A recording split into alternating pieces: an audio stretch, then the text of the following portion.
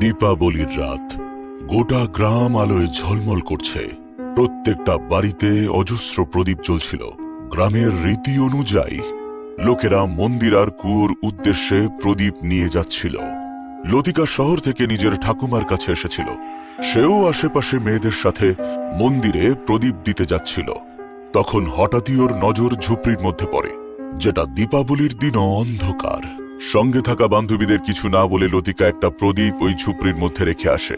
লতিকা যেই ওই প্রদীপটা রেখেছিল, হাওয়ার এক ঝাপটায় সেটা নিভে গেছিল। এইসব ঘটনা যখনই লতিকার বান্ধবীরা দেখতে পেল, সঙ্গে সঙ্গে লতিকার হাত ধরে ওখান থেকে টেনে বাইরে বের করে নিয়ে এলো। বান্ধবীর এমন উদ্ভট আচরণ দেখে লতিকা অবাক হয়ে গেছিল। কি হলো? এরম জোর করে ধরে আমাকে ওখান থেকে নিয়ে এলে কেন? প্রদীপটা বন্ধ হয়ে গেছে, ওটা জ্বালিয়ে দি। বেঁচে থাকলে আরো প্রদীপ জ্বালাস। এখন এক্ষুনি চল। নিজের বান্ধবীর কথা লতিকা কিছুই বুঝতে পারল না। আর ও তখন বান্ধবীর পেছনে পেছনে যেতে লাগলো। তখন ওর মনে হলো কেউ যেন পেছন থেকে ওকে ডাকছে। যখনই ও পেছনে ঘুরে দেখে অবাক হয়ে গেল। ওর ঠিক পিছনে একটা সাদা শাড়ি পরে মহিলা দাঁড়িয়েছিলেন, যার পেটটা অনেকটাই উঁচু হয়েছিল। ওনাকে দেখে মনে হচ্ছিল যে উনি গর্ভবতী। হঠাৎই জোরে হাওয়া বইল আর ওই মহিলার মুখ থেকে ঘোমটাটা সরে যায়। লতিকার দিকে তাকাতে তাকাতে মহিলা কঙ্কালে পরিণত হয়।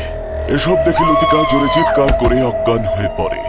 লতিকার বান্ধবী গ্রামবাসীদের সাহায্যে ওকে বাড়িতে নিয়ে আসে। যখনই লতিকার জ্ঞান ফিরল, দেখল ঠাকুমার বান্ধবী ওর পাশে বসে আছে। মামুনি, একটু আগে তো ভালো ছিলি, হঠাৎ করে তোর কি হলো? ঠাম্মি, ওই ঝুপড়ি। লতিকা কিছু কথা বলতে যাবে, তখনই ওর বান্ধবী ওর হাত চেপে ধরে ওকে বাধা দেয়। কিছু না ঠাম্মি, তুমি জানো তো এই শহরের মেয়েদের সব সময় ডায়েটিং আর ডায়েটিং। সেই জন্যে দুর্বল হয়ে গেছে। কিছুদিন গ্রামে থাকলে ও আবার ঠিক হয়ে যাবে। লতিকা কিছুই বুঝতে পারল না যে ওর বান্ধবী ঠাকুমাকে সত্যি কথা বলতে কেন বাধা দিল।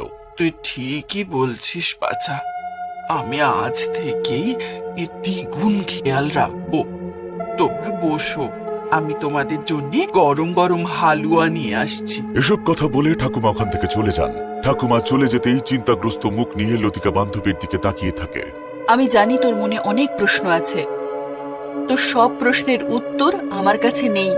শুধু এইটুকু জানি, কেউ ওই ঝুপড়ির কাছে যায় না। কেউ যায় না? কিন্তু কেন? কিছু তো কারণ আছে। গ্রামের লোকেরা একটা গল্প বলে, আমি শুধু এটাই জানি। গল্প? কিসের গল্প? স্বাধীনতার আগের গ্রাম, অনেক দিনের পুরনো কথা। তখন মনে হয় দেশও স্বাধীন হয়নি। গ্রামে তখন জমিদারের শাসন চলছে। গ্রামে এক চাষির মেয়ে ফুলমতি ফুলের মতোই সুন্দর ছিল। গ্রামের জমিদারের ছেলে ওর উপর নজর পড়ল। ওর ভালো লাগলো, কোথায় একটা খ্রিস্টানের মেয়ে আর কোথায় জমিদার। পুরনো দিনে তো জাতি প্রথা আরো বেশি ছিল। জমিদার বাবু, আপনাদের আর আমাদের কোনো মিল নেই। দয়া করে আমাকে ভুলে যান। এসব কি বলছো ফুলমতি? এমন বললে কি তোমায় ছেড়ে দেওয়া যায়? তোমায় ছাড়া আমি থাকতে পারবো না। তোমাকে পেতে আমাকে কেউ আটকাতে পারবে না। জমিদারের চটকদার কথায় এসে ফুলমতি ওর উপর ভরসা করলো। দুজনে নিজের সীমা ভুলে গেল। পরিণাম ফুলমতির গর্ভাবস্থা। ফুলমতি, তুমি অন্যের পাপ জোর করে আমার উপরে চাপিয়ে দিতে পারো না। আমি সত্যি কথা বলছি জমিদার বাবু, এ আপনারই রক্ত। ফুলমতি সবাইকে কড়া জবাব দিত। প্রধান বাবু, দেখুন কি জামানা পড়লো। মেয়েরা বিয়ে না করেই মা হতে চলেছে, আর নিজের এই দোষ আমার ঘাড়ে চাপিয়ে দিচ্ছে। মিথ্যে কথা বলার আগে ভগবানকে ভয় পাও জমিদার বাবু, এ তোমারই সন্তান। ফুলমতির কথায় কেউ কানই দিল না। আর জমিদারের কথায় ফুলমতিকে গ্রামের বাইরে একটা ঝুপড়ি বানিয়ে থাকতে বাধ্য করা হলো। ফুলমতি খুব দুঃখের সাথে দিন কাটাতে লাগলো। কিন্তু সন্তানের কথা ভেবে ও মৃত্যুর কথা ভুলে গেল। ফুলমতিকে একলা পেয়ে প্রচুর লোক ওর সুবিধে নিতে চাইল, কিন্তু ফুলমতি সবাইকে কড়া জবাব দিত। সময় চলে যাচ্ছিল। একলা একলা থাকতে থাকতে ফুলমতি নিজের সাথে কথা বলতে শুরু করলো। কখনো খুব সেজেগুজে খুশি থাকতো, কখনো আবার বিধবার মতো সমস্ত কিছু ছেড়ে দুঃখ প্রকাশ করত। ওর কার্যকলাপে গ্রামবাসী ভয় পেয়ে গেল। ওদের জন্যে ও জ্যান্ত ভূত হয়ে গেল। কেউ ওর ধারে পাশেও আসতো না। লোকজন ওর নামই ভুলে গেল। সবাই ওকে অপয়া, কুলোটা এইসব বলে ডাকতো। কিন্তু ও জানতো ও কোনো অন্যায় করেনি, বরং ও প্রেমে ধোঁকা খেয়েছে।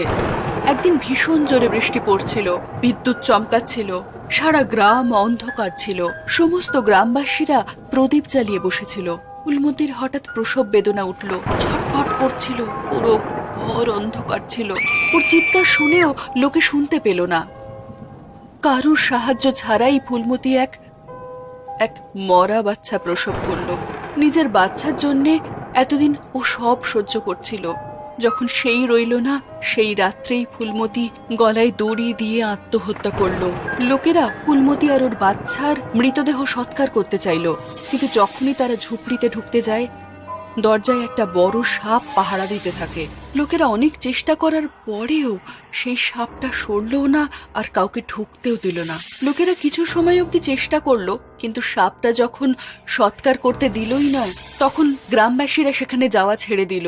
ধীরে ধীরে ফুলমতি আর তার বাচ্চার লাশ পচে গিয়ে কঙ্কাল হয়ে গেল। বহুদিন অবধি একটা সাদা শাড়ি যা ফুলমতির পরনে ছিল সেটাকে ঝুলতে দেখা গেল। প্রথমে সেই সাদা শাড়ি দেখেই ফুলমতির কথা মনে পড়ত, কিন্তু কিছুদিন পর সত্যিকারের ফুলমতির আত্মা সেখানে উপস্থিত হলো। কোনো সময় সে ছোট্ট বাচ্চার সাথে খেলা করে, আবার কখনো গর্ভবতী অবস্থায় ঘুরে বেড়ায়। এক রাত্রিরে জমিদারের বাড়ি থেকে জোরে জোরে চিৎকারের আওয়াজ আসে। গ্রামের কিছু লোক সেখানে উপস্থিত হতেই দেখে অবাক হয়ে গেল।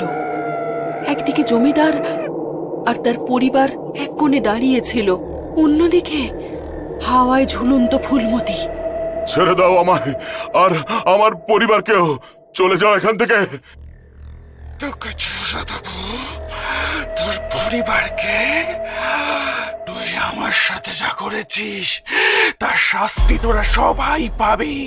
ফুলমতি, উনি ভুল করে ফেলেছেন, ওকে মাফ করে দাও। জমিদারের মায়ের কথা শুনে ফুলমতি রেগে গেল। ফুলমতি জোরে জোরে হাত ঘোরালো আর তার মা হাওয়ায় উঠে ঘুরতে লাগলো। তোমার ছেলে যেটা আমার সাথে করেছে সেটা কেউ শত্রুর সাথেও করে না। নিজের বাচ্চাকে স্বীকৃতি না দিতে চাইতো, না দিত, কিন্তু আমাকে এত অপমান করলো কেন?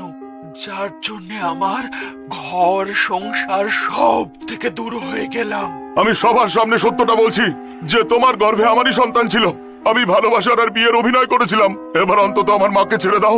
গ্রামবাসীরা জমিদারের কথা শুনছিল।